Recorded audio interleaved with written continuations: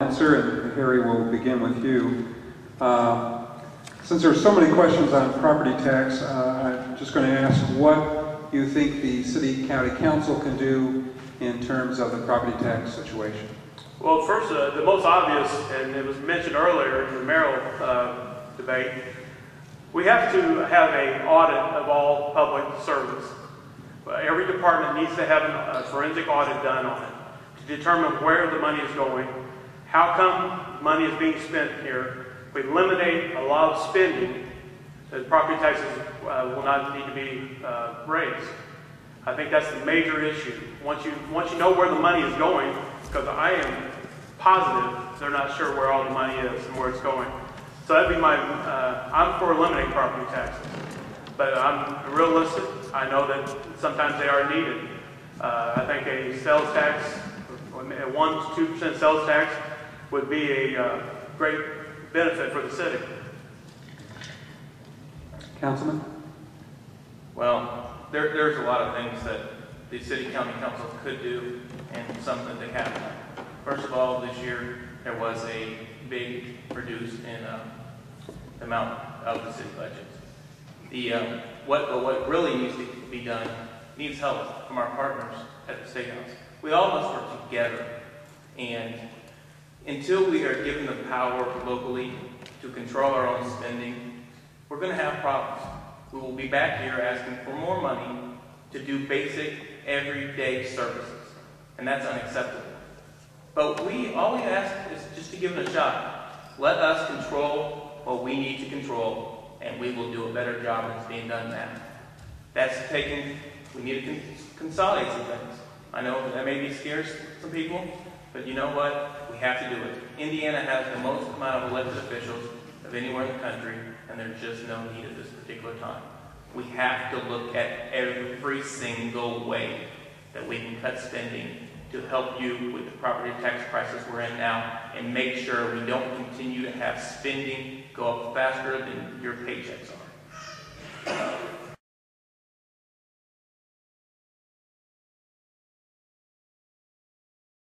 Okay, this next question is similar to an earlier question. We'll begin with you, Councilman. And it's about the absentee landlords and slumlords. And this person offers a possible solution of having landlords actually have to have a license for each piece of property. What do you think of that as a possible solution? I would have to find some more information about that, but I would be more than willing to look into that. I think we have to do whatever we can to know who our landlords are, have to go after them and use everything within our power to do so. We have now just got a new state law that lets us go after abandoned houses and other things. We have to use those.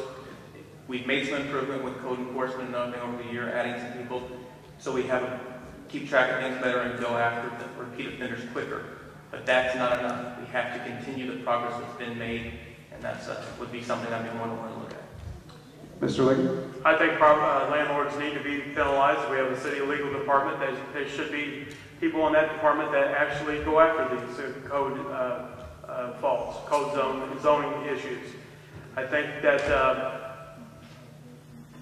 the landlords who don't live in the community don't care about their property.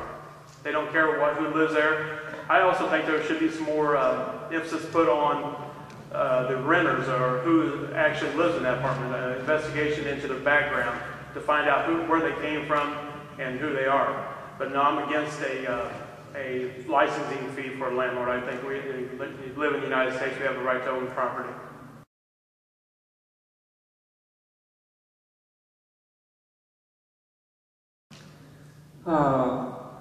Several questions here deal with public transportation. Let me ask this one. Inadequate public transportation has been a major problem for Indy since the 50s. What are your plans for speeding up the improvement on this issue? This evening I watched the news, and they were talking about a new program. Indigo has a bus route from Fishers to downtown. Where's the direct line for this area? I think we need to improve mass transit. I think the buses are outdated. the pollution that, if you ever ride behind a Metro bus or an Indigo bus, I'm showing my age, but an Indigo bus, your car is covered with film. I think that's some improvements that need to be made. I think there needs to be more bus lines, more accessibility for the neighborhood to get to places. Councilman? That's an easy question for me. You want to know why? Because I've been one of the people who stood up and always said that we need to improve our public transportation within this county. Another reason, we have passed the Regional Transportation Authority.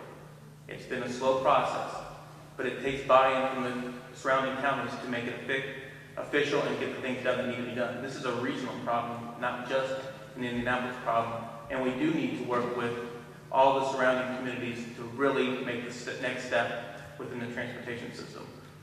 Indigo can improve its hubs and its routes of infrastructure off of aerials coming into the city or outside the city to the airport or everything else. But we do have to make sure that we have a very strong Indigo service, and that means they need to be on time, they need to be efficient, and they also need to be environmentally friendly at the same time.